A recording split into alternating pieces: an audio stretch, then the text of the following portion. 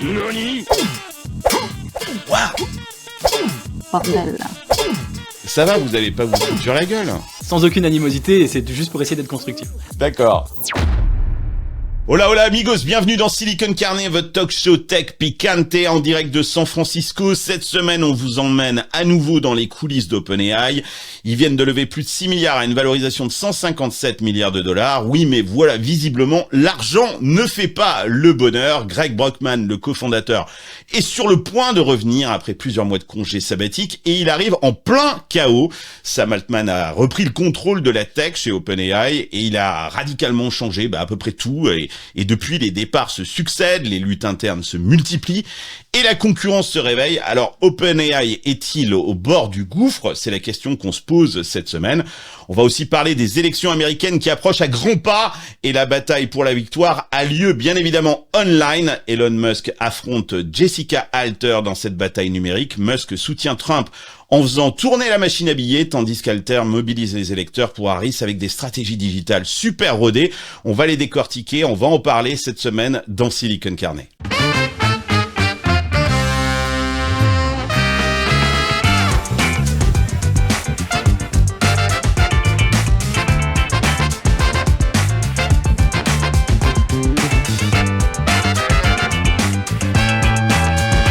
J'ai rien compris.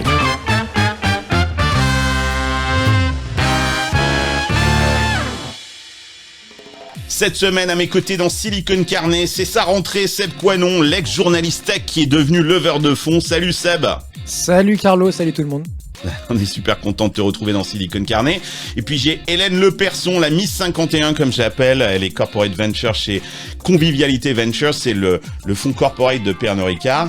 Et puis Gabriel Jarosson, c'est un VC lui aussi. Il est chez Lobster Capital, c'est le fonds qui n'investit que dans les boîtes de YC. Gabriel, tu es notre special guest cette semaine dans Silicon Carnet. Salut Carlos, et salut à tout le monde, et très content d'être avec vous. Merci de nous regarder de plus en plus nombreux sur YouTube. Si vous nous écoutez en podcast, pensez à nous mettre 5 étoiles. Je le répète chaque semaine, mais c'est hyper important pour nous aider à faire découvrir le show sur les plateformes de balado-diffusion. Et puis, n'hésitez pas à faire tous vos commentaires, que ce soit sur YouTube ou Spotify d'ailleurs maintenant, qui permet de faire des commentaires. Je lis tout et je vous réponds.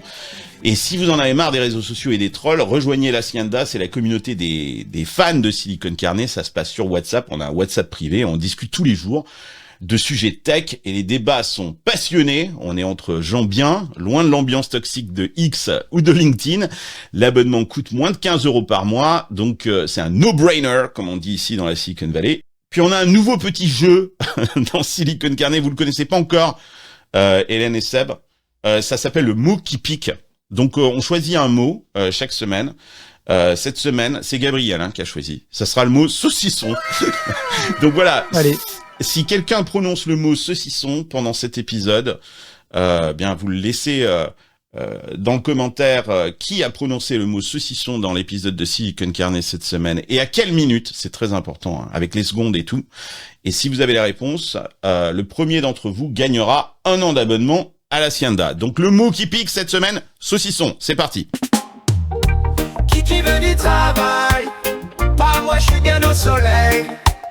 J'attends qu'il pleuve de l'oseille dans mon T2 à Dubaï. C'est l'heure du qui veut du travail. D'ailleurs, si vous aussi vous recrutez, contactez Digital Selection. François Le Joly et son équipe sont là pour vous aider à trouver les meilleurs talents dans la tech. Dites-lui que vous venez de la part du Gringo, il vous fera une remise et je serai super content de faire la promo de vos annonces ici dans Silicon Carnet. Cette semaine, on parle de Jello, une start-up spécialisée dans la sécurité et l'authentification. Ils recherchent un thésard en computer vision. Jello, c'est une équipe tech ultra pointue avec des clients internationaux et de très très grands comptes. Ce sont des brutes, ils génèrent des patterns anti-copie et ils repoussent les limites de la computer vision. La boîte a été lancée il y a 1 an, ils sont soutenus par 2 fonds, Super Capital et Purple. Et le sujet de la thèse reste à définir avec l'équipe cofondatrice. Mais si tu recherches une thèse en computer vision, que tu es curieux et un peu nerd, contacte Digital Selection. J'ai mis toutes les coordonnées dans la description de l'épisode. Allez, retour à Silicon Carnet maintenant. Aujourd'hui dans Silicon Carnet, je reçois Gabriel Jarosson. C'est un investisseur qui a misé gros sur Y Combinator avec son fonds Lobster Capital. Gabriel, il a mis au point une méthode de sélection super rigoureuse. Apparemment, il a un accès aux boîtes de YC. Et on va lui poser la question de savoir si sa stratégie d'investissement est vraiment infaillible, comme il prétend. Gabriel, on est super content de t'avoir dans Silicon Carnet. Et alors apparemment, ce qui est très drôle, et j'ai découvert ça juste avant l'émission, c'est que Gabriel et Seb, vous tirez un peu la bourre parce qu'il paraît que t'es super critique avec So We Found. Non, Pas qu'avec nous, je crois. pas du tout. Avec tout Non, le non, monde. pas du tout. Je fais des analyses de start-up sur ma chaîne YouTube de temps en temps, d'ailleurs, pas tout le temps. Donc j'ai analysé des boîtes de SoWeFund, mais ce qu'on disait hors antenne, j'essaye de donner mon avis sincère. Donc parfois il est bon, parfois il est moins bon. Voilà, mais c'est vraiment sans aucune animosité et c'est juste pour essayer d'être constructif. Ça va, vous allez pas vous foutre sur la gueule. On va Pas attendre tout de quelques suite. minutes. On va attendre un peu. On va attendre un peu. Coup de on va saucisson voir. dans ta tronche, Seb, et on n'en parle plus. Voilà. Oh putain, ça roule là. Ça a été très très vite cette semaine. Il fallait le placer. Ok, d'accord. Bon, Gabriel, je lisais sur LinkedIn que tu disais que Lobster Capital, je monte le site web pour ceux qui nous regardent sur YouTube, se concentre uniquement sur Y Combinator, parce que Y Combinator, c'est le meilleur accélérateur au monde. Et moi, j'ai une question, c'est est-ce que c'est vraiment toujours le cas, cette histoire ? Écoute, moi je pense que oui. D'une part parce que je regarde beaucoup d'accélérateurs, que ce soit dans la Silicon Valley. D'ailleurs, voilà, je peux regarder Station F à Paris, etc. Et donc pour comparer, pour être sûr d'être effectivement toujours dans le coup. Et moi, ce que je remarque personnellement, c'est qu'effectivement, c'est le meilleur incubateur. Il y en a un peut-être qui pourrait lui faire de la concurrence dans un autre domaine, c'est StartX de Stanford, mais dans le domaine médical. Ouais. Je trouve que moi je fais pas de médical, mais c'est vrai que StartX de Stanford, si tu fais du médical, l'incubateur il est absolument incroyable. Et qu'est-ce que tu penses de Skydeck de Berkeley ? C'est bien, c'est prometteur. Voilà, aujourd'hui je trouve que c'est pas au niveau de YC, mais ça va peut-être le devenir. Ce qui est vraiment intéressant avec YC, c'est que ça fait 19 ans que ça existe. Ça fait 19 ans qu'ils ont des résultats assez extraordinaires. Ils arrivent encore aujourd'hui à te sortir des boîtes complètement folles. Simplement, ils ont effectivement beaucoup augmenté la taille des batchs. Ils viennent d'ailleurs de les réduire. Les batchs seront moitié de taille, mais il y aura 2 fois plus de batchs. Donc ça reste le même nombre de boîtes par an. Et donc, dans YC, il y a une différence de niveau interne. Donc, moi, ce qui m'intéresse, c'est le tout en haut du panier de YC. Le top 2%. Ouais, mais c'est souvent ce qu'on dit chez YC. C'est-à-dire que, en gros, tout le monde dit, ouais, rentrer chez YC, c'est un sacré accélérateur. Mais c'est souvent un sacré accélérateur pour... le top 5%, quoi, en fait. C'est pas une garantie parce que tu rentres chez YC que tu vas sortir et que tu vas lever des fonds. C'est souvent les 5% qui lèvent des fonds. Alors, en réalité, aujourd'hui, ils ont une telle marque, il y a tellement de gens qui veulent aller au YC que même ce que moi j'appelle le bottom 50%, la deuxième moitié, en général, elle arrive quand même à lever des fonds. Moi, personnellement, je trouve que c'est pas forcément des bons deals. Quand tu investis en seed à, je dis au hasard, 20 millions de valos sur une boîte qui fait $5,000 de MRR, c'est 60% des deals YC. Je trouve que c'est trop cher, et donc c'est effectivement la critique qu'on reproche souvent à YC en disant c'est des deals trop chers, pas assez matures. Et je partage cette critique-là. Maintenant, tu vas voir les 2%, le top 2% de YC. Donc moi, c'est ce que je fais sur un batch de 200, j'en fais 5. Ce qui est assez différent de la plupart des fonds qui s'intéressent à YC. Et tu prends effectivement le top du panier en termes de traction notamment. Et t'as des trucs incroyables. Donc c'est un peu, moi je compare souvent ça à, tu vois, c'est à Harvard ou Berkeley en tant qu'université. Est-ce que c'est parce que la formation est très bonne que les gens qui sortent sont excellents, ou est-ce que c'est parce que c'est connu et que ça attire les gens qui sont déjà talentueux ? Des deux, hein. C'est un peu des deux. Mais même si l'éducation à Berkeley ou à Harvard devient moins bonne, t'auras quand même des gens très bons, et c'est un peu ce qui est en train de se passer probablement, t'auras quand même des gens très bons qui veulent le nom, qui veulent le brand. Et aujourd'hui, les gens les plus ambitieux, ils veulent YC. Et donc, t'as quand même des très très grosses boîtes qui sortent. Et aujourd'hui, en comparant le reste, je trouve qu'ils survolent encore largement. Seb, Hélène, des questions pour Gabriel ? Moi, j'ai plein de questions. Je vais laisser Hélène si elle veut, mais j'ai déjà une réflexion avant les questions peut-être. Vous connaissez, vous, alors, tu as cité Station F, hein, Gabriel, mais le YC parisien, alors évidemment, à toute proportion gardée. Hein. On n'a pas de Google et Netflix ici, mais vous savez qui c'est, vous, ou pas ? Moi, je l'ai. À l'époque, il y avait The Family, mais bon... adios. Non. Ouais. Non, moi je dirais ce qui pour l'instant ce qui sort de mieux en tant que start-up de Paris, c'est chez Exa, quoi. En fait, anciennement eFounders. Pour moi, c'est la meilleure machine à start-up de Paris, mais je sais pas. J'ai peut-être mieux que ça. Moi, j'ai Agoranov, Agoranov, Dataiku, Doctolib, Shift Technology, Criteo ou Alan. Je vous cite que celle-là. Hein. C'est quand même c'est un joli track record, ouais. Agoranov. Voilà, Et ça, c'est Agoranov, en plus, c'est un truc semi-public, non? C'est complètement. C'est pour ça qu'ils sont pas bons en market com, donc ils sont pas très connus en fait. Ouais, la question pour Gabriel, c'est qu'est-ce que tu appelles le top 2, top 5%? C'est sur quels critères que tu... Ouais, bien sûr. Non, mais c'est la bonne question. C'est notamment sur la early traction, donc la traction au démarrage. Investir en seed dans des startups, c'est beaucoup un risque d'exécution. Si tu as des boîtes qui arrivent à faire plusieurs centaines de milliers, plusieurs millions de dollars, alors qu'elles ont moins d'1 an, moins de 6 mois d'existence, elles ont validé tout un tas de trucs. Elles ont validé que les mecs savent build, que les mecs savent vendre, et qu'il y a une demande du marché. Tu peux dire product market fit ou tout ce que tu veux. Donc, quand on dit 9 startups sur 10 échouent, en seed, on est souvent dans ces métriques-là. Si tu prends des boîtes, je te donne un chiffre au hasard, c'est pas précis, mais moi, en général, des boîtes qui font plus de 500K et qui ont moins de 6 mois, t'es pas à 9 sur 10 qui vont échouer. Parce que elles ont trouvé un truc, elles ont trouvé un marché, elles ont réussi, et donc c'est ça que j'appelle le top 2%. Ouais, mais moi j'ai un contre-exemple de ça. Tu vois, par exemple, dans mon anti-portfolio, j'ai quand même Hugging Face, tu vois, et ça me fait chier, hein. Je peux te dire que je y pense régulièrement. Mais quand Clément est venu me voir avec Hugging Face, c'était Virtual Friends. Ça n'avait strictement rien à voir avec ce que fait Hugging Face aujourd'hui. Et ils n'avaient pas du tout de traction. Et ils sont venus me voir 2 fois, et 2 fois j'ai dit non parce que Virtual Friends, je comprenais pas. Et il n'y avait pas de traction. Mais regarde, tu vois la connerie quand même que j'ai faite, quoi. C'est super intéressant. C'est un de mes sujets préférés. C'est le sujet de l'anti-portfolio, des critères et comment t'évolues. Moi, dans mon anti-portfolio, j'ai Sorar, précide, même pas lancé. Tu vois, Nicolas, ouais. Il vient me voir et voilà. Valo d'aujourd'hui, il voulait que je mette 150K. Valo d'aujourd'hui, 213 millions. Ok. Donc anti-portfolio, béton. Pas lancé, pas de traction, j'investis pas. Moi, je suis ingénieur de formation et donc mon idée, c'est pas de dire, par exemple, tu vois, moi dans mes critères, je fais pas de hardware. Donc ça veut dire que j'aurais pas fait Apple, j'aurais pas fait Tesla, j'aurais pas fait SpaceX. Mon idée, c'est pas de dire, je vais attraper tous les bons deals. Et donc effectivement, Hugging Face, je l'aurais pas eu parce que j'aurais dit non, pas de traction. Sorar, je l'ai pas eu, etc. Mon idée, c'est le coût d'opportunité global et de dire que au total, si je prends que des boîtes qui ont une traction forte, je vais avoir un meilleur portefeuille et je vais avoir un plus gros en fait DPI. C'est ça qui m'intéresse, c'est de rendre de l'argent à mes investisseurs. Ça veut pas dire que je vais pas en rater en chemin, je vais en rater. Il y a 10 000 histoires de mecs qui ont pas de revenus pendant des années, qui pivotent, une équipe géniale et qui, tu vois. Mais c'est une question de coût d'opportunité. J'ai un certain nombre de tickets que je peux mettre. Si je les mets que dans des boîtes qui ont une forte traction, ma conviction, et d'ailleurs les résultats aujourd'hui... C'est ta thèse, quoi, grosso modo.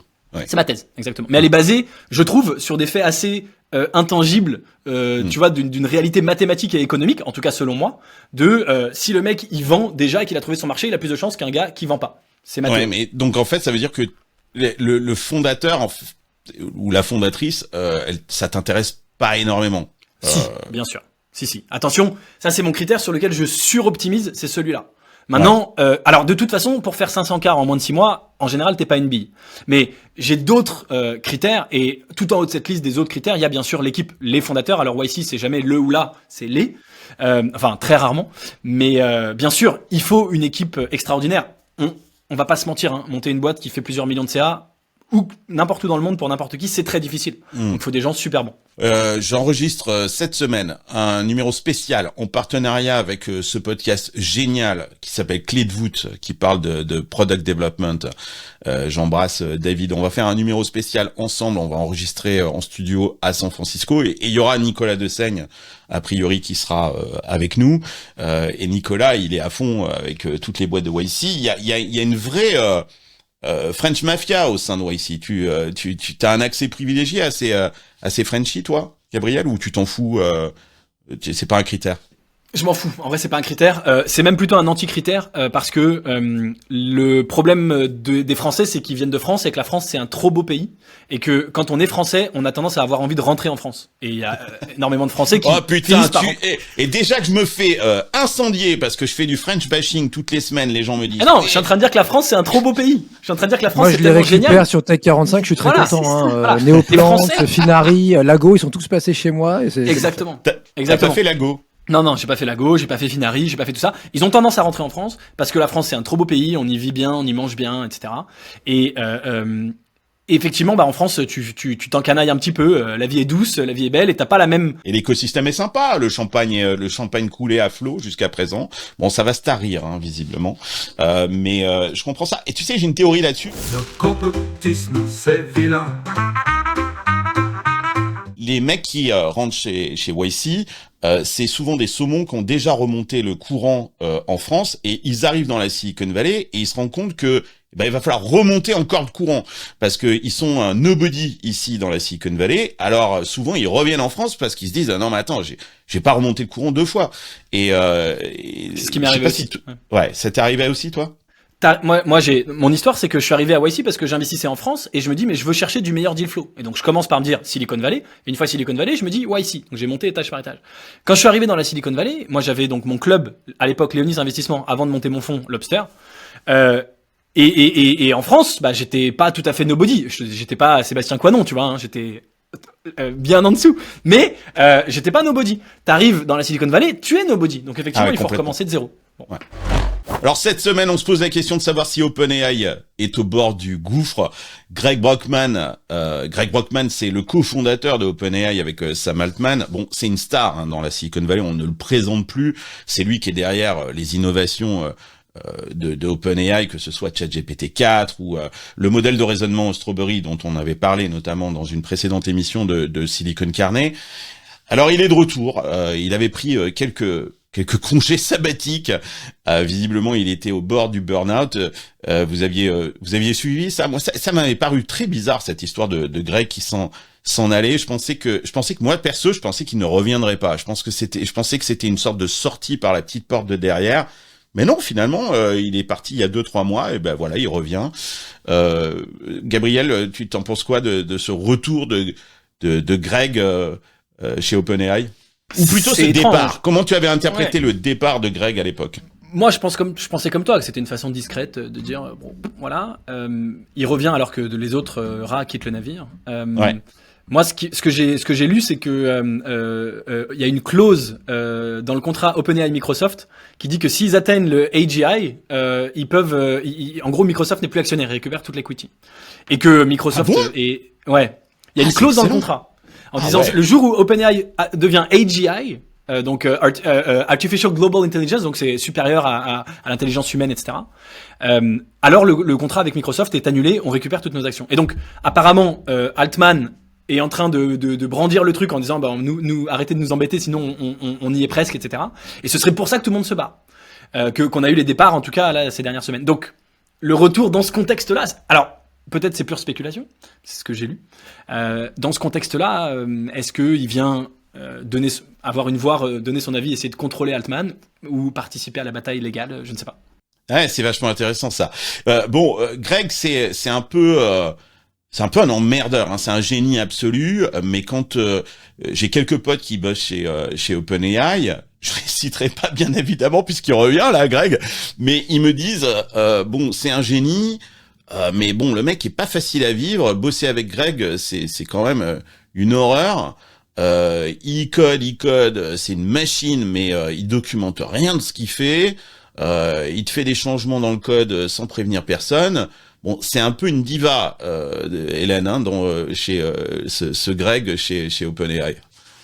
Comme beaucoup de gens hyper brillants dans ces boîtes-là. Après, c'est vrai que OpenAI, ils sont je crois qu'ils sont plus de 4000 maintenant. Il y a à peu près 400 développeurs à coordonner, à faire avancer ensemble. Donc tu peux te dire, est-ce que là, il va être aussi bon? Parce que quand tu as 400 gars derrière toi, il faut les coordonner, il faut leur donner envie, il faut à la fois leur donner l'espace pour s'exprimer. Donc on sait que plus ils grossissent, plus c'est un enjeu de motiver et de donner une direction. Donc ça peut vite devenir un gros bazar, un gros bordel. Ça sera plus sympa.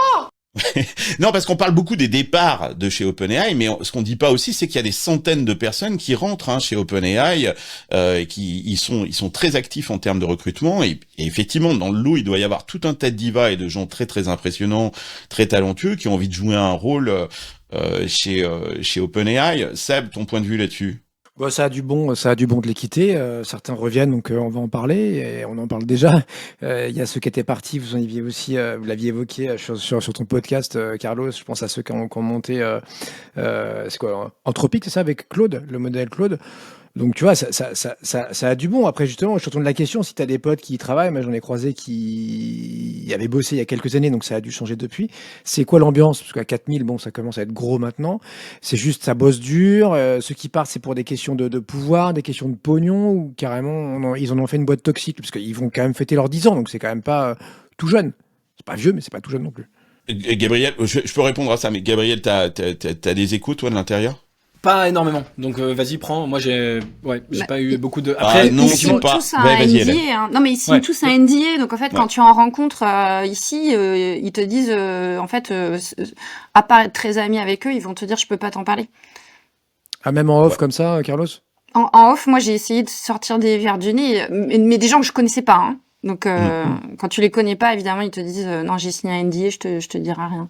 Ça me fait chier d'en parler parce que si tu vas sur mon LinkedIn et que tu tapes OpenAI et que tu vas vite les retrouver, donc je veux pas les mettre dans la merde, mais non, ça bosse, hein, c'est clair.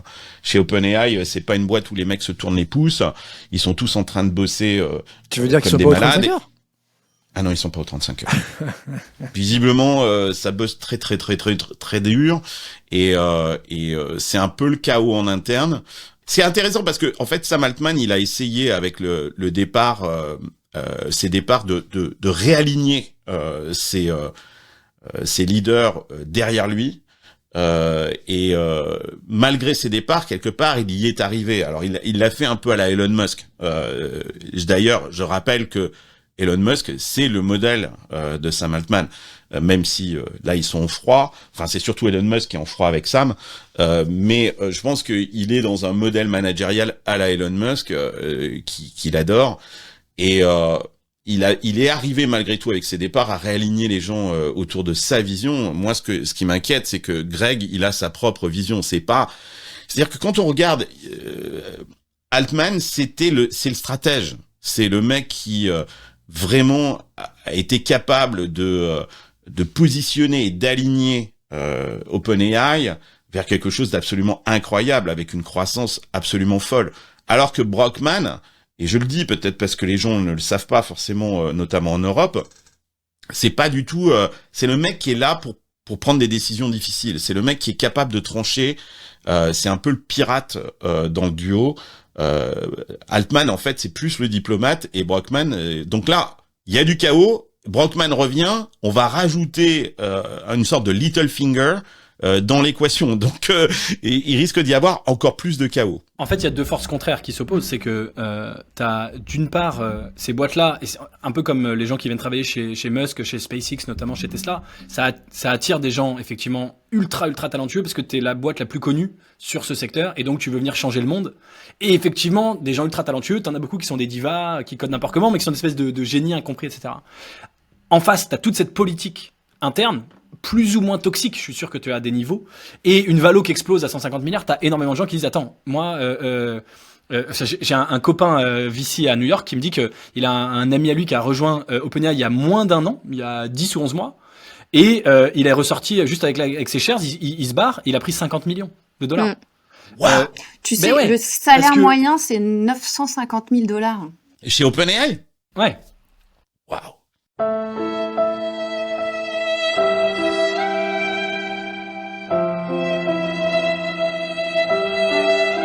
Non mais tu vois ça c'est intéressant ce que vous dites parce que on a fait un épisode il y a 2 épisodes où on avait Florent Crivello. Alors attention, il est venu avec sa vision ultra libertarienne et tout ça et ça a déménagé hein. Alors j'ai reçu plein de commentaires et notamment un truc que disait Florent, c'est que en gros il disait si tu restes en France, que tu es un ingénieur et que tu travailles dans les AI et que tu restes en France, soit tu n'as aucun jugement, soit tu n'as pas d'ambition.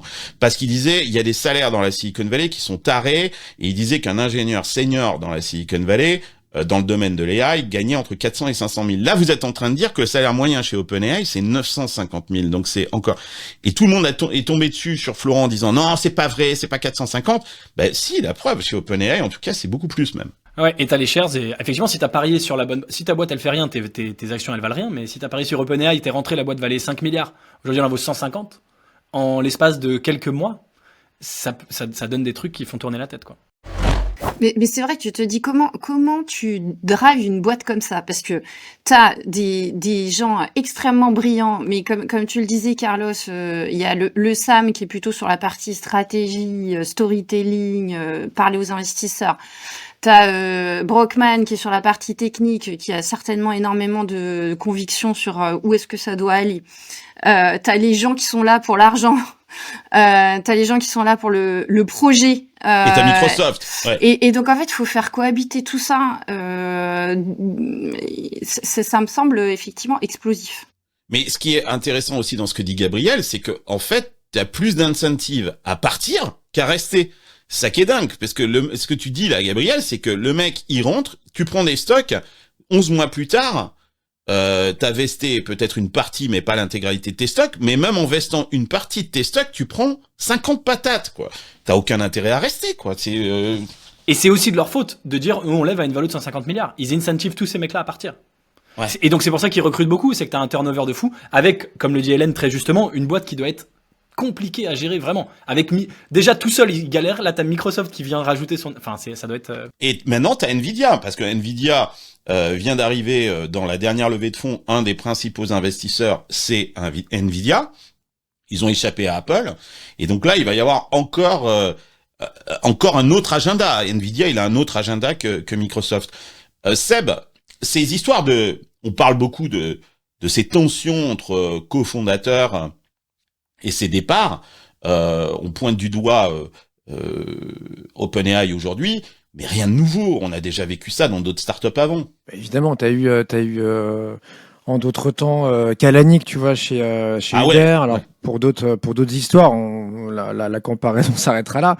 Mais du coup, moi, tu vois, si je regarde mon podcast, il y avait des histoires de MeToo, c'est ça chez ouais, c'était entre autres, c'était hyper toxique et ça remontait au au DRH qui avait pas fait leur taf, etc.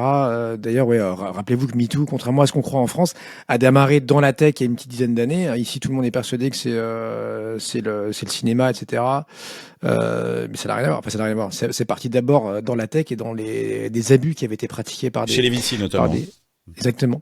Et donc, non, mais ça me fait penser, tu vois, le nombre d'entrepreneurs qui me disent, bah tiens, on est deux copains, deux copines, on s'est rencontrés au lycée ou sur les bancs de l'école, etc.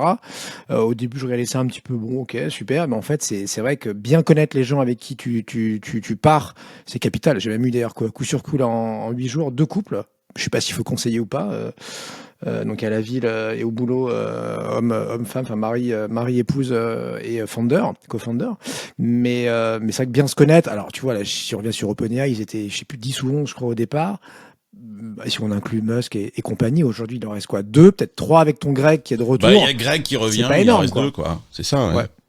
Mais bon, écoute. Et puis on se rappelle aussi de Sergey Brin et Larry Page, hein. C'est-à-dire qu'aujourd'hui, on les regarde comme un couple incroyable.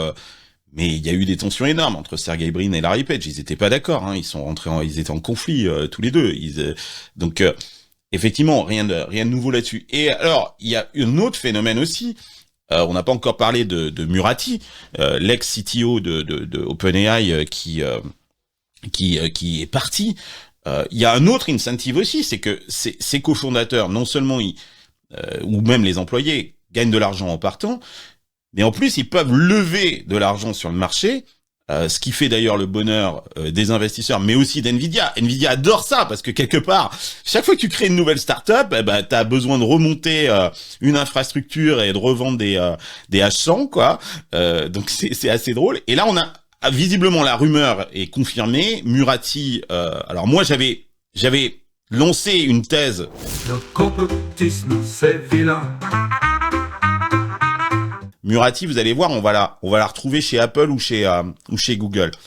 Je me suis planté. Visiblement, elle est en train, elle aussi, de remonter sa propre startup. Elle serait en train de lever des centaines de millions de dollars, comme Ilya Sutskever, qui a quand même levé $1 milliard en partant de chez OpenAI. Donc là aussi, tu te dis, pourquoi je reste chez OpenAI si en fait, je peux monter ma propre boîte et on est prêt à me donner des centaines de millions de dollars. Pourquoi rester, quoi? Pourquoi me rester avec des cons qui en plus visiblement sont pas faciles à vivre. Donc c'est assez drôle là-dessus. T'as un avis? Tu penses, Gabriel, que là il y a trop de startups? C'est intéressant parce que en comparaison avec la France, j'ai l'impression qu'en France on a notre notre cheval, là, c'est Mistral. D'ailleurs, je sais pas si tu le remarques, j'ai plein d'entrepreneurs dans l'IA qui arrivent dans la Silicon Valley en ce moment et qui sont en train de fuir la France parce qu'ils me disent on n'a plus de place. Mistral a pris toute la thune. Il y a plus de place pour recréer des Mistral-like. Alors qu'ici, dans la Silicon Valley, il y a encore des boîtes avec des foundation models qui sont financés des centaines de millions de dollars. Ouais, alors moi, encore une fois, les Français, je les connais pas forcément trop, mais effectivement, en France, j'en vois pas beaucoup, peut-être pour cette raison-là, probablement. Et aux US, on en a plein, et je pense que c'est pas bête. Les jeux sont pas faits. N'oublions jamais que Google était le 14e moteur de recherche, Facebook était le 11e réseau social, et les jeux sont pas faits, même pour OpenAI d'ailleurs, parce que on a Llama en open source qui arrive derrière et qui progresse très très fort. Donc c'est pas bête de partir, de remonter un modèle aujourd'hui. Et en plus, alors moi j'ai pas investi sur des modèles fondationnels généralistes, mais tu as des modèles fondationnels spécifiques qui s'appliquent à des domaines très précis. Et là, il y a des trucs de fou. Moi j'ai investi dans une boîte qui a entraîné son modèle avec moins de $500 000 pendant qu'ils étaient au YC, qui en moins d'un an fait 2 millions d'ARR sur un domaine ultra précis. Et là, il y a 1 million de coups à jouer dans 1 million de secteurs encore. Donc bien sûr, on en est qu'au début. Ouais. Une menace grandissante pour OpenAI, c'est la concurrence. C'est-à-dire qu'on sait qu'ils étaient clairement en avance et toute leur application, leur usage, vraiment ils laissaient tout le monde derrière. Eh ben c'est plus le cas. Google est en train de faire le buzz en ce moment d'ailleurs dans la Silicon Valley avec Audio Overview. C'est peut-être pas encore à l'échelle de ChatGPT, mais il y a clairement un engouement autour de cette fonctionnalité. Je sais pas si vous avez vu cette histoire. Les démos étaient assez impressionnantes. Tu m'en parlais, Seb, avec Notebook LM. Explique-nous un petit peu ce que c'est. Et c'est vrai que ça fait le buzz en ce moment. Moi, je pense qu'ils vont évidemment, enfin, on le sait depuis novembre 2022 chez Google entre autres, mais pas que, ça stresse un max et effectivement ils font des sorties, il y a des trucs plus ou moins intéressants, des reviews qui commencent à être pas mal, ne serait-ce que Gemini, tu vois, sans aller jusqu'à ta dernière sortie. Moi, je l'ai réutilisé il y a pas longtemps, ça fait plus que la blague, même en version freemium, enfin, je sais pas, incluse dans ton compte Gmail.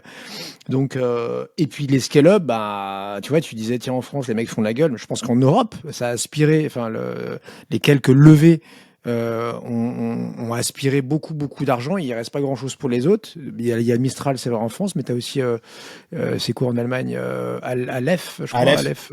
Voilà, Aleph Alpha, eux, ils ont jeté l'éponge, je crois, il y a 15 jours, tu vois, ils vont finir par faire un espèce de système d'exploitation pour IA générative, mais ça sera pas le OpenAI européen qui nous promettait.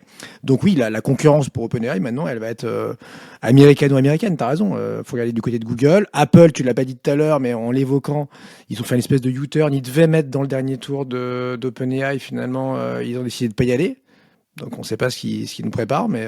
Il paraîtrait qu'en fait, ils ont privilégié le deal client. C'est-à-dire que ils sont en train de payer beaucoup d'argent à OpenAI pour intégrer ChatGPT dans leur suite de produits. Et je pense qu'ils y vont pas parce que je pense qu'ils sont en train de préparer leur propre truc. Enfin, j'espère pour Apple qu'ils sont en train de bosser sur leur propre truc. Mais bon. Mais Notebook LM, c'est intéressant. J'ai fait une conférence à Paris chez Alliance. Je les salue d'ailleurs, c'était super bien. Et je leur ai fait la démo de Notebook LM. Alors, expliquons un petit peu ce que c'est que Notebook LM. En fait, c'est assez intéressant. Ça te permet de transformer des documents hyper complexes en un podcast. Alors, ce que j'ai fait comme exemple, par exemple, chez Alliance, c'est que j'ai pris un rapport de sinistre. J'ai eu un ordre de commencer à enlever 2 maisons. En fin de journée, je me suis rendu compte par mon patron que j'avais démoli la mauvaise, quoi. Je sais pas si vous avez... C'est quand même hyper chiant. Moi, j'ai un bâtiment en France... Et quand t'as un sinistre, ton assurance, elle t'envoie un PDF pourri avec des données, ça te fait chier de le lire et tout ça. Et j'ai foutu ce rapport de sinistre dans Notebook LM, et ça a créé à partir du rapport de sinistre une vraie conversation, mais passionnante. C'est-à-dire que sur un truc hyper boring, c'est arrivé à créer une conversation entre deux individus. Allez, on l'écoute 2 secondes. Et puis, on revient après, je vais vous expliquer ce que j'ai expliqué à Alliance. Ever walk past a building and think, what's gone on in there? Well, today we're going behind the facade. Okay. And taking a deep dive into a property damage report. Right. From SYS Corporate Tower. Interesting. We'll see how even a burst pipe can snowball into bigger problems. Yeah, this report is fascinating. It's like dominoes falling. Oh, It was filed on July 14th, 2023. okay. But get this, the events were 2 days earlier, July 12th. A 48-hour gap. Exactly. Makes you wonder, what were they doing during that All time? right. Was it chaos or were they gathering info? L'idée, c'est que moi je trouve ça absolument génial parce que tu peux tout d'un coup des documents complexes, on en a plein. Imagine des rapports financiers. C'est ultra boring à lire. Et là, tout d'un coup, tu peux rendre hyper plaisant des choses. Alors, c'est un carton en ce moment. Tout le monde est en train d'essayer. Je vous invite vous-même à faire le test. Moi, je l'ai pas fait avec NotebookLM, mais effectivement, même dans le chat GPT, tu lui mets des documents complexes. Alors, ça marche sûrement moins bien que NotebookLM, mais tu lui dis effectivement, explique-moi. Tu poses des questions. Tu vois, moi, j'avais un truc j'avais 2 sources de vérité sur mes investisseurs entre l'argent qu'ils avaient déclaré qu'ils voulaient investir et l'argent qui a été reçu par la banque. Et donc, je faisais je recoupais manuellement en disant, est-ce que l'argent reçu, parfois, tu vois, il y a une différence sur nous, on investit aux États-Unis en dollars. Donc, tu peux te prendre $1, $2 de taux de change, ça change et tout. Donc, je faisais tout manuellement. Maintenant, j'exporte les 2 côtés en CSV. Je mets dans le chat GPT et je dis, dis-moi les différences. Et ça me prenait, enfin, c'est pas moi qui le faisais, tu vois, mais ça prenait au gars qui bossait pour moi 1 à 2 heures. Et sur ChatGPT, ça prend 1 minute. Le gars, il te dit, bah voilà, Carlos, il avait dit qu'il envoyait $5,000. En fait, il a envoyé $5,001. Tu corriges, terminé, voilà. Donc, expliquer des choses complexes, c'est vraiment la spécialité de l'IA, donc c'est génial. Un des exemples de NotebookLM que je vous invite à faire, c'est mettez votre relevé bancaire. Vous prenez votre dernier statement avec 1 mois de dépenses, vous le foutez dans NotebookLM et ça génère une conversation entre 2 personnes qui expliquent « Ouais, ben Carlos, il dépense vachement, là il pourrait peut-être économiser sur ce truc-là, en fait, nanana, il est plutôt économe en fringues, machin. » C'est assez incroyable, quoi. Rassure-moi, ton rapport de dégâts des eaux, c'est quand même moins drôle que Silicon Carnet, Carlos. J'espère. J'espère. Google, c'est pas la seule menace, hein. Il y a chez Meta, il se passe aussi des trucs. Seb, il y a une nouvelle patronne, hein, il y en a plein, mais il y a aussi cette fille là, Joëlle Pineau. Alors les Français vont dire, bon, encore un Français chez Meta. Non, elle est québécoise, je crois. Ouais, elle est québécoise. Écoute, eux, ils cherchent comme d'autres, hein, effectivement pas la GenAI, l'AGI. Ouais. L'AGI, merci. L'intelligence générale artificielle, je m'y retrouve, et c'est clair que Meta, ils vont pas, comme Apple, comme Google, comme d'autres, ils vont pas attendre que le train passe, hein. Donc, et vu qu'il y a des milliards en jeu et qu'eux-mêmes sont gorgés de cash, je pense qu'il peut se passer des choses assez rapidement. Alors moi, je sais pas je sais pas, t'as lu des trucs toi, Carlos, est-ce que tu... Ouais, en fait, ce qui est très intéressant avec Joëlle Pineau quand on s'intéresse un petit peu à son parcours, c'est une tronche, hein. Vraiment, la fille est super impressionnante. C'est que visiblement, ils sont en train de travailler à des nouveaux modèles qui sont pas des LLM, quoi. J'avais parlé dans la newsletter d'un nouveau modèle qui s'appelle Liquid Foundation Model, qui est un nouveau modèle neuronal qui va beaucoup plus vite et qui utilise beaucoup moins d'énergie que les LLM. Et Joëlle Pineau, elle bosse à des modèles comme GEPA, J-E-P-A, ou des trucs comme transfusion, qui sont... Et c'est passionnant de voir que, comme tu le disais, Gabriel, rien n'est encore gagné.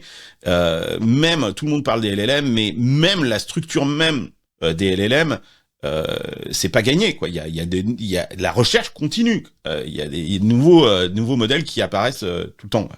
Le LLM restera un cas d'usage sur une partie, mais en fait, pour plein d'autres choses, on n'utilisera plus des LLM, on utilisera d'autres types de modèles. Et alors, moi, je voulais citer quand même, tu dis que Google est un danger pour OpenAI. I am the danger. En ce moment, c'est quand même plutôt OpenAI qui est un danger pour Google. C'est-à-dire que je sais pas si vous avez remarqué, mais moi, je fais plus mes recherches sur Google. J'ai ChatGPT Premium. Et quand j'ai une demande, je fais sur ChatGPT directement. Et dans All-in, pour citer un de tes confrères, Carlos, Jason Calacanis dit qu'il a imposé à son équipe, aux 50 personnes, de tous commencer leur recherche sur ChatGPT plutôt que Google. Donc voilà, il y a danger dans les deux sens, mais aujourd'hui, je crois que c'est Google qui est en train de perdre beaucoup. En tout cas, moi, tu vois, Google, ça a énormément diminué parce que les réponses, quand tu as le modèle O1, là, le dernier modèle que tu as en premium, les réponses sont canon, ça va plus vite que d'avoir à cliquer sur une page, de regarder la réponse, puis tu sais pas si la source elle est fiable, machin. Il te sort une réponse détaillée avec des sources, il a comparé plusieurs trucs, ça va juste plus vite. Et moi je l'ai mis en raccourci sur mon téléphone et Et puis tu sais, il rentre dans ton quotidien, en fait, ChatGPT, vu qu'on travaille avec lui tout le temps, que c'est ton assistant pour le légal, la finance, les RH, etc., tu finis par faire des recherches toutes bêtes avec lui aussi, tout simplement parce qu'il a une part de voix dans ton quotidien qui devient énorme. Autre sujet, rien à voir, on plonge dans les élections américaines de 2024, c'est pour bientôt, hein. C'est le 6 novembre.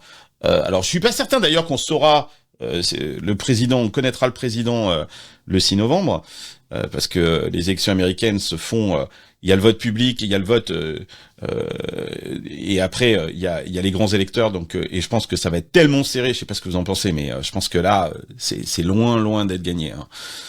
En France, j'y étais en France la semaine dernière, tout le monde me dit ouais non mais Harris elle est top, elle va gagner et tout ça. Moi je suis pas du tout de cet avis.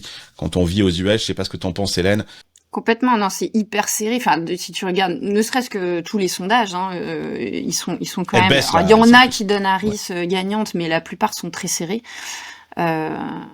D'ailleurs, c'est pour ça que la bataille fait rage là sur faire voter ceux qui comptaient pas voter, faire s'inscrire ceux qui sont pas encore inscrits, parce que chaque voix compte là. Ça va être. C'est des sondages très fins ou pas? Parce que c'est des sondages nationaux comme en France, ça n'a aucun intérêt vu que vous c'est par État. Il y a plein de sondages, c'est-à-dire qu'en fait, il faut regarder l'ensemble des sondages qui sont faits, évidemment, la consolidation par État. Et si tu regardes toutes les semaines, il y en a une vingtaine, une trentaine. Ils ont selon leur sensibilité, d'ailleurs, selon la plateforme média à laquelle ils reportent, donnent des résultats différents. C'est assez drôle, évidemment, parce qu'il y a une forme aussi de communication et de stratégie là-dedans pour mobiliser les troupes. Mais non, je pense que c'est vraiment extrêmement serré. Parce que vous avez un magnifique système quand même, hein, avec Kamala qui peut gagner avec 2 millions de voix d'avance, mais perdre au final, quoi. Ouais. Absolument, on l'avait vu avec Clinton, hein, avec Hillary, hein, qui avait gagné le vote populaire et qui finalement... et puis surtout les sondages qui donnaient Hillary Clinton gagnante haut la main et qui en fait se sont complètement plantés. Donc il y a beaucoup de sondages et il y a des sondages serrés, mais moi j'ai quand même vu certains sondages donner une nette avance à Trump, pas tous. Mais j'ai pas vu beaucoup de sondages donner Kamala gagnante, il y en a, mais moins. Il y en a. Et effectivement, il y a les sondages sur le vote populaire, et après, avec ces sondages-là par État, tu donnes qui va, en fonction des grands électeurs, être élu. Et effectivement, il pourrait se passer exactement le même cas que Hillary, où même avec un peu plus de voix au total, Trump serait quand même élu. Et là, il se passe des trucs assez fous, c'est que en gros, il faut que donc il y a effectivement les grands électeurs, mais ensuite les votes des grands électeurs doivent être certifiés. Je crois que c'est au Congrès. Et au Congrès, Trump a placé un certain nombre de gens qui sont des election deniers, c'est-à-dire qui ne reconnaissent pas le résultat de 2020. Et si le Congrès se met pas d'accord, ça monte à la Cour suprême. Et la Cour suprême, il y a 6 sur 9 qui sont républicains, dont 3 nommés par Trump. Donc et ça va se dérouler entre le 6 novembre et le 6 janvier. Et donc effectivement, comme tu disais, Carlos, on peut ne pas savoir le résultat le 6 ou le 7 novembre. Donc ça va être chaud. Et ça, c'est s'il est en retard. Mais en fait, il y a beaucoup de sondages qui le donnent gagnant et qu'il n'y a même pas besoin de toutes ces histoires. Donc on va voir. Et ce qui est intéressant, c'est quand dans ce que tu dis, c'est que on pense souvent que Trump, il est d'ailleurs dépeint généralement comme ça en France, comme une sorte de débile mental. Qui met les pieds dans le plat, mais en fait non, c'est un véritable stratège. Cette élection, ce que tu expliques là avec les gens qu'il a placés à la fois au Congrès et à la Cour suprême, il joue aux échecs. Hein. Il est loin d'être con.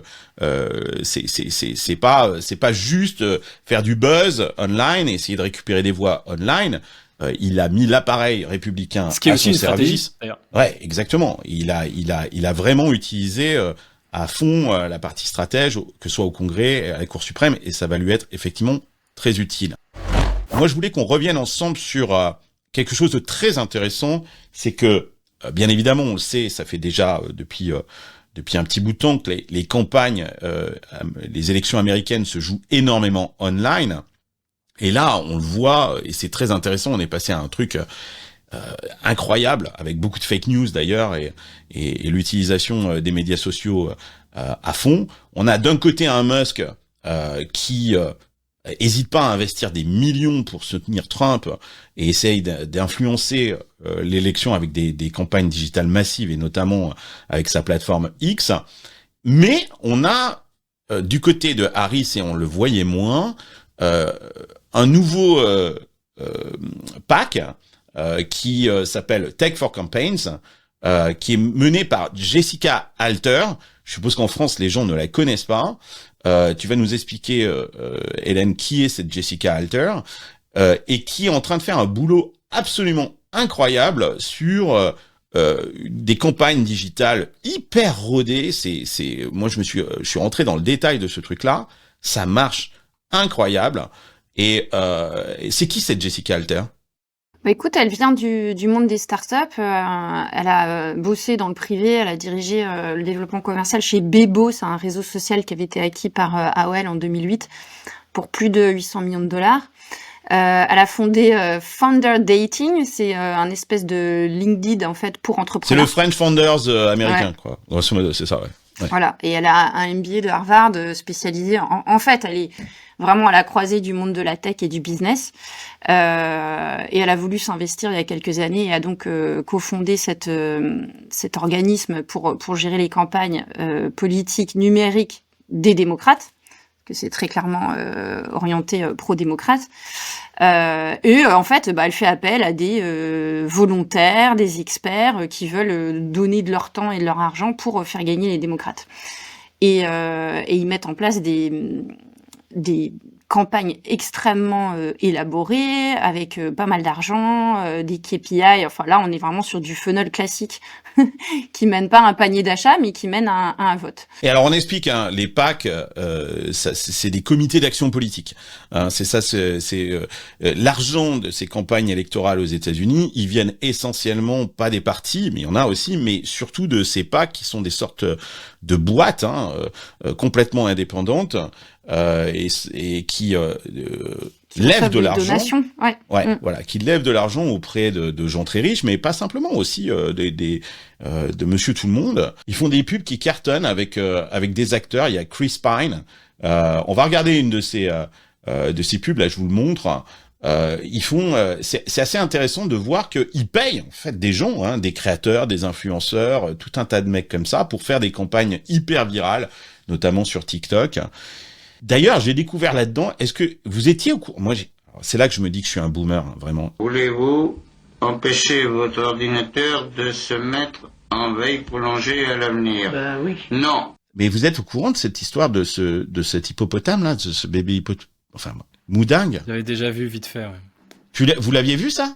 Ben moi je connaissais pas. Donc Moudingue, c'est un petit hippopotame qui est né dans un zoo, voilà, il est devenu hyper viral online. Et Moudingue, un vrai hippopotame, pas un dessin vrai animé. hippopotame. Je vous montre les vidéos, là, regardez. Alors là, tout le monde est là. C'est tout mignon, machin, nanana. Moudingue, il a été récupéré par les équipes électorales, que ce soit essentiellement démocrates d'ailleurs, qui utilisent Moudingue en fait dans la campagne électorale. Ça devient n'importe quoi, jusqu'à ce qu'il y ait un sketch même sur Saturday Night Live où les mecs se déguisent en Moudingue. Je vous montre l'extrait là, c'est à mourir de rire. And also, I know I'm only 10 weeks old, but this is very important to me, so please listen. I will not be making an endorsement in this year's election. The presidential election, really? Yes. Oh, I'm getting stressed out again, Colin. Can I bite your knee? No. Fine. See how easy that was to respect people's boundaries? Pose!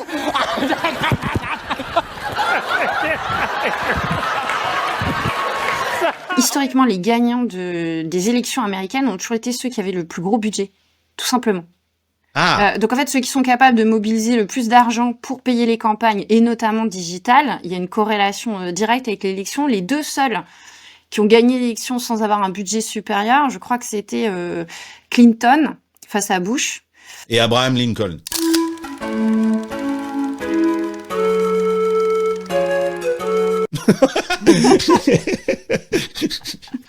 Et précédemment, un autre. Enfin, il y en a que deux qui échappent à la règle. Donc, c'est quand même. Donc c'est une question de pognon, quoi. Si on veut savoir qui gagne, on regarde qui avait le plus d'argent et on aura le ça meilleur se vérifie sondage aussi possible.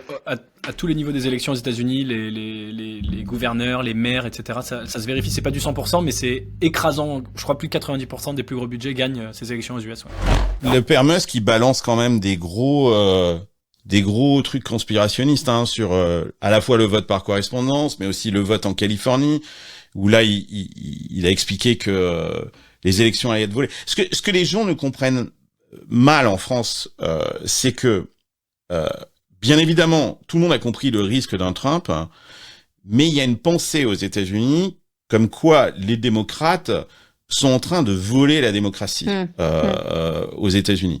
Et il y a les Américains pensent véritablement qu'il y a un danger pour la démocratie si les démocrates sont élus. Par exemple, il y a toute cette idée comme quoi on n'a plus besoin d'avoir une carte d'identité pour voter en Californie et que n'importe qui peut voter et donc on peut truquer, bourrer les urnes parce que la Californie a expliqué. Alors c'est très compliqué, on va pas rentrer dans le détail à moins que toi tu connaisses ces détails-là, Hélène, mais c'est il y a beaucoup de trucs là-dessus. Il y a aussi toute une pensée que Musk et Trump sont en train de et qui est pas entièrement fausse, qui est dans ces swing states, les démocrates auraient, j'utilise le conditionnel, fait venir énormément de migrants et les aurait positionnés dans ces swing states où des fois les élections se jouent à quelques milliers de voix, leur aurait donné la nationalité et que bien évidemment sur ces centaines de milliers de migrants, on a parlé de Springfield, c'est 15 000 personnes, 15 000 Haïtiens qui sont arrivés à Springfield sur une population de 60 000, ils vont voter pour les démocrates. Donc les républicains et notamment Musk accusent vraiment les démocrates avec ces histoires de migrants, de changer les structures de vote et de faire en sorte que les swing states tombent du côté démocrate. Et c'est, je sais pas si c'est entièrement faux d'ailleurs. Je pense que on pense qu'il y a les gentils d'un côté et les méchants de l'autre. C'est pas si évident que ça. Enfin, par rapport à ce que dit Trump depuis des années, et même ce qu'il a fait, c'est quand même du pipi de chat d'avoir donné la nationalité à quelques milliers de migrants, de pauvres Haïtiens. Il y a des centaines de milliers, c'est pas quelques milliers. Centaines de milliers. Ouais. Le problème, c'est que j'ai l'impression que les démocrates, au lieu de tu vois, take the high road, se sont mis au niveau de Trump en disant, OK, nous aussi, on va faire tout et n'importe quoi. Donc c'est effectivement les échecs. Quand tu disais qu'il a placé les gens à la Cour suprême qui jouent aux échecs, les démocrates disent, on va faire pareil, on va jouer avec nos armes à nous. C'est les migrants dans les swing states. Et donc, c'est probablement inquiétant effectivement pour la démocratie américaine. Plus personne n'a confiance en rien et c'est ultra scindé. C'est-à-dire que les démocrates trouvent que les républicains sont des horribles personnes et vice versa. Plus personne n'a confiance en personne. Et comment tu construis une société comme ça? Et d'ailleurs, c'est ultra intéressant que on voit des signes en Europe, y compris en France. Voilà, les États-Unis sont vraiment très en avance là-dessus, mais c'est un vraiment phénomène pas rassurant. Mondial. T'as complètement raison, c'est un phénomène mondial. Et la France jusque-là résistait. Et là, on est, ça y est, on y est là, on est dedans. Et on en parle de ces chèques distribués par Musk, là, ça vous intéresse pas? Ah ouais, vas-y, parle-nous de ça, Seb. C'est drôle, ça. Donc depuis quelques jours, ça date d'il y a 2 jours. Ça fait un buzz aux US de malade. Donc l'ami Musk, en plus de ce qu'il avait promis, c'est-à-dire que c'était 75 millions de dollars pour tes fameux PAC, donc PAC américain, PAC côté Trump, essentiellement effectivement pour les États challenging, on va dire. Il va sur chaque meeting pro-Trump, il va, donc s'il a commencé à le faire, donner un chèque un peu random comme ça à n'importe qui s'est inscrit, c'est une loterie, etc. C'est le loto. Ouais. Mais c'est un truc de taré. Enfin, franchement, moi, je sais pas ce que vous en pensez. Je suis ravi de vous écouter là-dessus, mais pour moi, je trouve ça indécent. Même si il faut pas mettre de morale là-dedans. Pour moi, ça a pas de sens. En fait, c'est totalement con.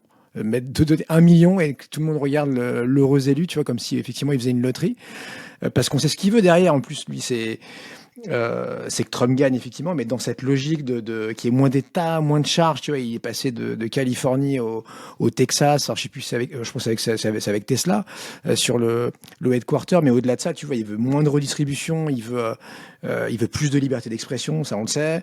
Il veut plus de quoi Twitter, ok. Enfin moi j'entends même chez toi, Carlos. Plus de liberté d'expression, ça veut dire la possibilité constitutionnellement de pouvoir continuer à dire n'importe quoi sans qu'il y ait de conséquences.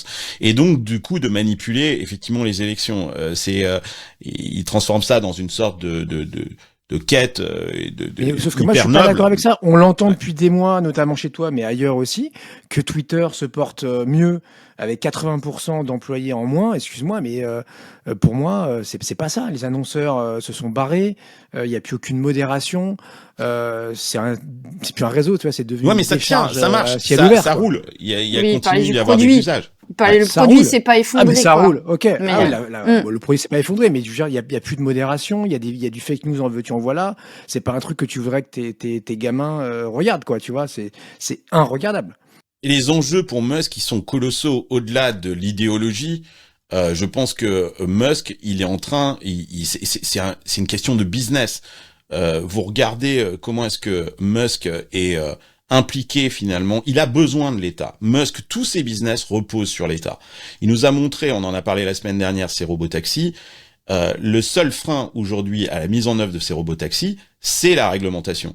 Donc il a absolument besoin d'avoir un État en sa faveur, et c'est loin d'être gagné. D'ailleurs, il a fait une interview avec Carlson, où Carlson lui pose la question en lui disant qu'est-ce qui se passe si Harris gagne, et il dit non mais si Harris gagne, je suis foutu quoi, je suis mort, je suis dead quoi en fait, parce que SpaceX repose sur les budgets de la NASA. Tesla repose. Ouais, voilà. Pour info, SpaceX a 80% de ses revenus en privé. Hein. Ah bon? Ouais. Mais il a des aides, il a eu des aides. Non, mais en tout cas, là où le business est lié au gouvernement, c'est que toutes les autorisations de lancer, de décollage, de récupération, etc., tout ça, c'est lié au gouvernement. Donc, ils peuvent vraiment lui mettre des gros bâtons dans les roues. Moi, je pense c'est pas tant qu'il a absolument... En fait, il veut peut-être ceux qui régulent le moins. En fait, il a surtout besoin de pas trop de réglementation. C'est exactement ça. Ouais. Moi, je trouve qu'il y a un truc intéressant dans Musk si Trump gagne, c'est le côté on va venir couper le budget de l'État. Et en gros, Trump et Musk se parlent beaucoup, et Trump a dit ok, je te nommerai en charge de réduire les dépenses. Il aurait un plan giga ambitieux de réduire de 80%, comme chez Twitter.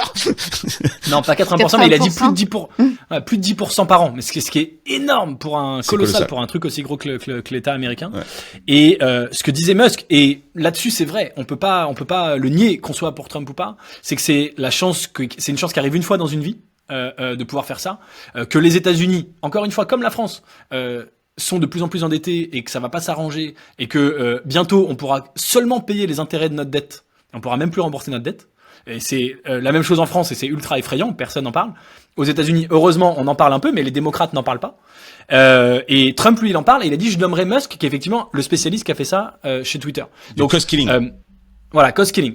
Donc c'est effectivement probablement une opportunité pour les États-Unis. Alors, encore une fois, moi, je dis pas que ça justifie de voter pour Trump ou l'entrée de Trump, mais s'ils le font, ils vont repartir avec... tu vois, ils vont faire un régime, en fait. Ils vont repartir en meilleure santé, et pour les 10-20 prochaines années, ça devrait leur faire beaucoup de bien, en laissant sur le côté les mecs qui n'auront plus la sécurité sociale et tout. Si Trump nomme notre ami Musk effectivement en charge du cost killing ou cost cutting, je peux vous assurer, là, janvier 25, dans l'heure, Tesla perd 25%. Sauf si ça dure 3 mois et que bon, c'est un aller-retour. Il l'a déjà fait en tant que conseiller, rappelez-vous, en 2016. Pourquoi tu dis ça, Seb? Pourquoi il perdrait 25%? Parce que déjà qu'on lui reproche tu vois, d'être un peu tout et nulle part entre X, SpaceX et puis Tesla. Si en plus il va faire le kéké à Washington, il sera plus aux manettes, quoi.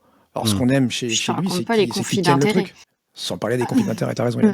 En tout cas, ce qui est super intéressant dans cette campagne, c'est que les grands débats télévisés servent plus à rien du tout, quoi. Ils veulent pas en faire, donc.